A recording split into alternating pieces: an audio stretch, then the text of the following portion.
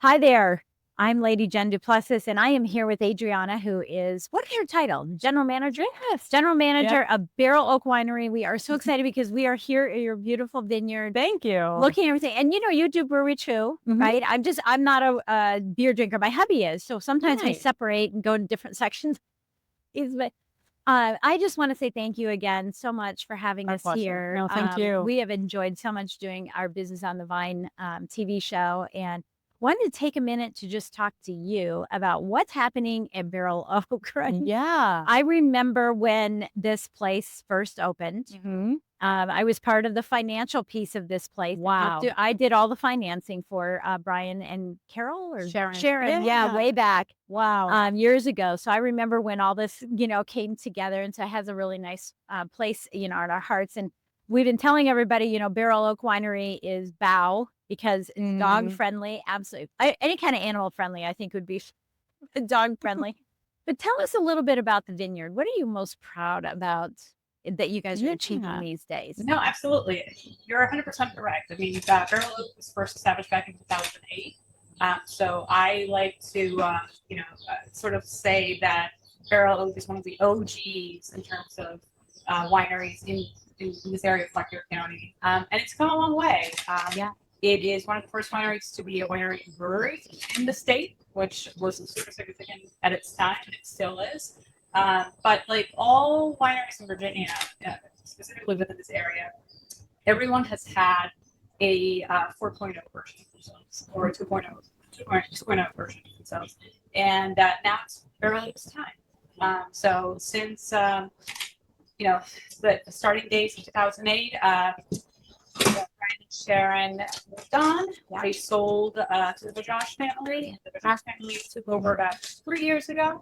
And ever since, they put a lot of capital and effort into upgrading the facilities and also tasking me with putting a fantastic team together that's really going to elevate the winery to its new best version of itself.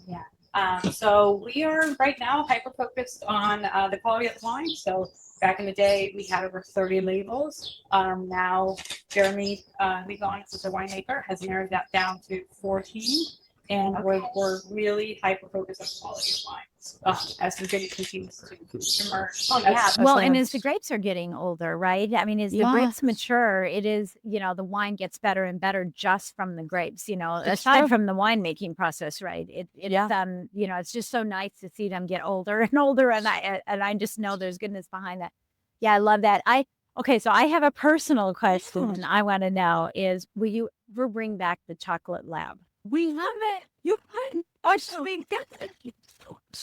Oh, you're like, so you leave with the keys. Definitely. I remember when that first came out, I think you guys were sending the wine off to Washington State or something and doing the fusion of the chocolate into the wine and then bringing it back here. And oh my gosh, we just love that wine. And I kept saying, look at the little Labrador that's on here. And, I know. And unfortunately, we don't have a bottle that has all the dots on it, but I love those. So the Chocolate Lab, it's one of our top sellers. And we do fusion and the aging and the whiskey barrels all takes place down in the cellar. So it's definitely something that's not going away. Good. We love it. And then you brought out some port non-ports. Yeah. We have to say port non-port. So you brought out some really great things recently. What is out right now? I don't know what's out right now. Listen, we have this stunning, spectacular Sauvignon Blanc of grapes grown here in Virginia. Jeremy works with another winery vineyard where he sources the grapes from within the state, not too far from us. But he has made a spectacular Sauvignon Blanc that has actually won. Recently, it was awarded double goals and was international competition. The Vidal Blanc is delicious. Vidal Blanc is beautiful. Most are doing. The Vidal Blanc is really, it's not indigenous, but it kind of is. Nobody's using. It's a hybrid. And the hybrids, it's.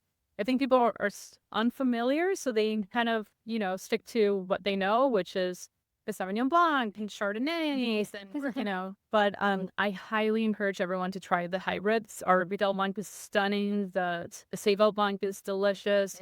Yeah. And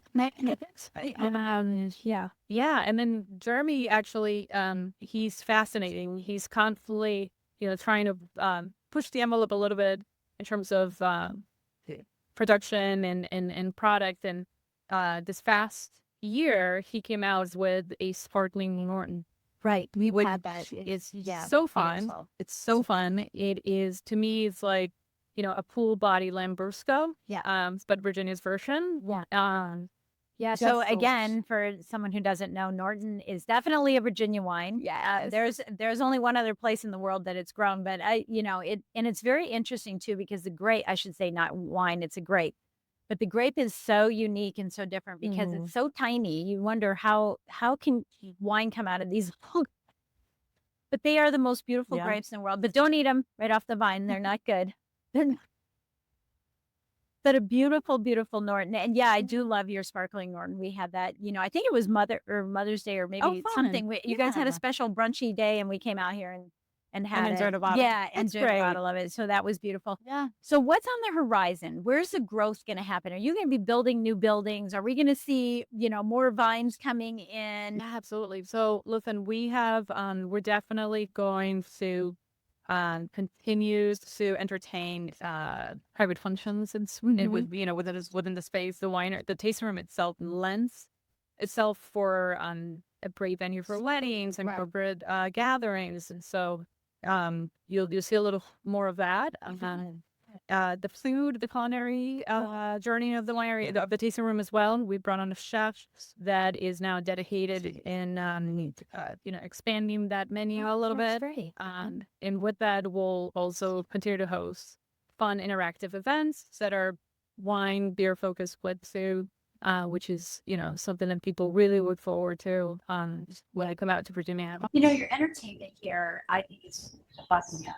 Yeah, I don't know how you guys do it. You had a jazz singer here several years ago, and I can't think of her name now, but she was here. I met her out here, and we have just, in fact, I've used her music as my walk-on music on stage because one of her songs is Bossa Lady. Yes! Like a Bossa Lady. And I'm like, here I come, I'm coming right. She's absolutely wonderful. I used her for another event that I had. She lives in Pennsylvania. She comes down. And that's awesome. There are so many connections here that happen that you probably don't even know. No, absolutely. Listen, that's one thing that I am very hyper focused on is leaning on the local artisans, craftsmanship, small businesses, and coming together to truly put together, fantastic experiences for so like last weekend, I had a guy who owns a goat farm in Maryland, Fluffing Goat. And he came out, brought some baby goats, which was super fun. Kids were going crazy. Adults were going crazy. Gaga over the goats. It was super cute. How many got adopted? Listen, definitely, there were some tears towards the end of the day. Oh, I'm sure. But he makes cheese. Yeah. So he brought a selection of 6 cheeses. And then for another event that I had attended in Winchester, I met a lady who is dedicated to honey, making honey in Virginia. Yeah. So we brought him out last week, and we put together an event where, we tasted our wines along with the different cheeses and the honey. Yeah. And people were wowed, right? And that's ultimately what we want to continue to curate. Yeah. It's people now have access to a dairy farm where they can source local cheese. And it's so important because, I live out here. So this is my neighborhood, right? I live out here.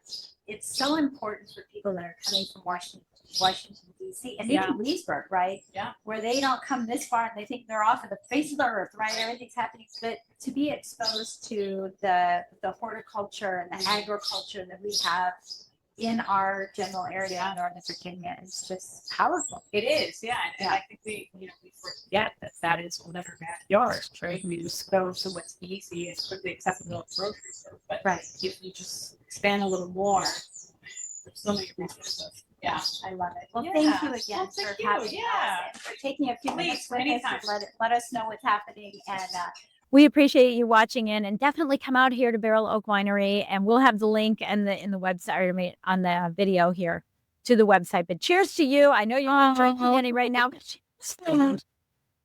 Thank you so much.